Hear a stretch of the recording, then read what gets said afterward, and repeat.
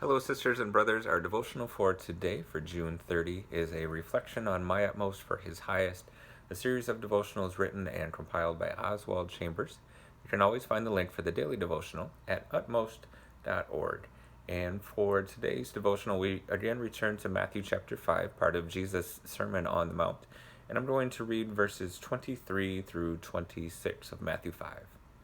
Therefore, if you are offering your gift at the altar, and there remember that your brother or sister has something against you, leave your gift there in front of the altar. First go and be reconciled to them. Then come and offer your gift. Settle matters quickly with your adversary who is taking you to court.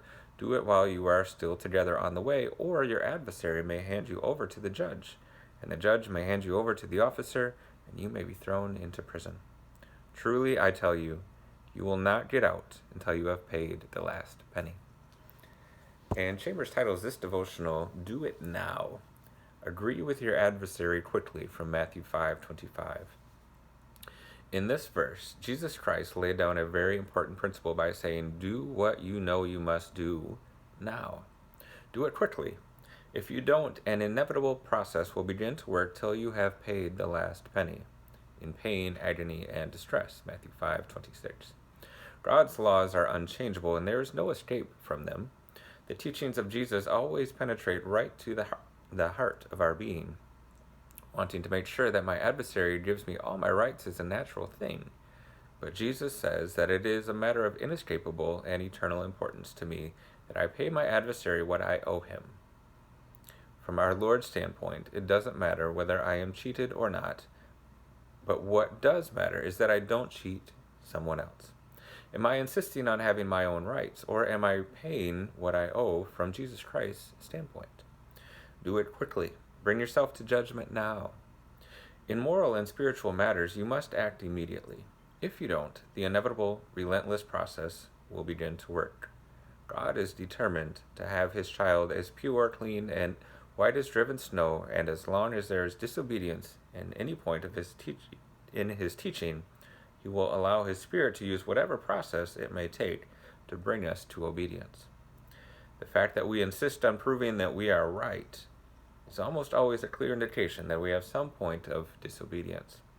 No wonder the Spirit of God so strongly urges us to stay steadfastly in the light. See John 3:19 through 21. Agree with your adversary quickly. Have you suddenly reached a certain place in your relationship with someone only to find that you have anger in your heart? Confess it quickly. Make it right before God. Be reconciled to that person. Do it now. Now, for this devotional, it feels especially timely in the sense that having a conversation with someone who disagrees with you right now feels very difficult. We feel very polarized, and we feel like we have reached very strong ideas and decisions on certain matters, and we don't find very much middle ground. And one of the things that we're looking at from a biblical standpoint here is how much do we hold on to our rights and our desire to be right, to prove ourselves right, even if it's wrong. What is the gain if we were maybe to say, go and settle something quickly? What would it benefit us if we say, you know what, this is not sitting well in my heart, and my relationship with my brother or my sister is being harmed by this, and I need to go and make it right. Now, you could take it the other way, and you could say, well, no, I truly believe that I am right on this matter.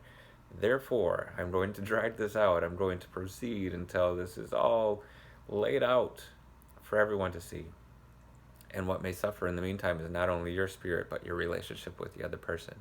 What if we do it now? What if we do it quickly, rather than taking something that is relatively minor, drawing it out, making it much bigger only for the sake of our own rights? I think what Jesus is saying here, and what Chambers is reminding us, is that we need to settle things quickly. As soon as we notice that something is not right, we need to make that decision to act quickly. Because really, in the broad picture of everything, when we talk about our adversary, we're still talking about, and we're talking about human terms, our brothers and our sisters. Yes, we have spiritual battles that we're fighting, but that's an inner work that we need to allow God to do within us. But as far as our brothers and our sisters, There's no reason to harm that relationship simply for the sake of being right.